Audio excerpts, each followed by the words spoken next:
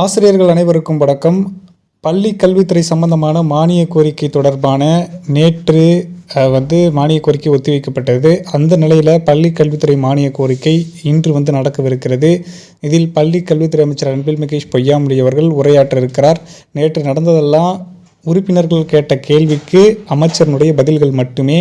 பள்ளி கல்வித்துறை மானிய கோரிக்கை முழுவதுமாக நேற்று அமைச்சர் சொல்லி முடிக்க கிடையாது. இன்றைக்கி தான் அது நடக்க போகுது.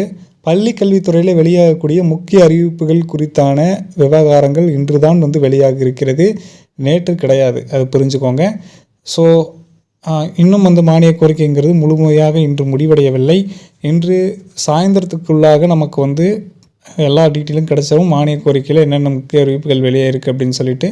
ஸோ அது ஆசிரியர் நியமனங்களாக இருக்கட்டும், பள்ளி கட்டிடங்கள் கட்டுறதாக இருக்கட்டும், எது வேணாலும் இருக்கட்டும், பள்ளி கல்வித்துறையில் என்னென்ன திட்டங்கள் தீட்டியிருக்காங்க, இப்போ புதுசாக யூனிவர்சிட்டி பற்றி பேசியிருக்காங்க, எல்லாமே இன்று மாலைக்குள்ளாக தெரிந்துவிடும். அது குறித்த விவாதங்கள் இப்போ தற்போதளவும் தொடர்ந்து கொண்டு இருக்கிறது. சட்டப்பேரவையில் லைவாக ஓடிட்டுருக்கு. நீங்கள் பார்த்தீங்கன்னா உங்களுக்கு தெரியும், டிஎன் அசம்பிளி அப்படிங்கிறதுல.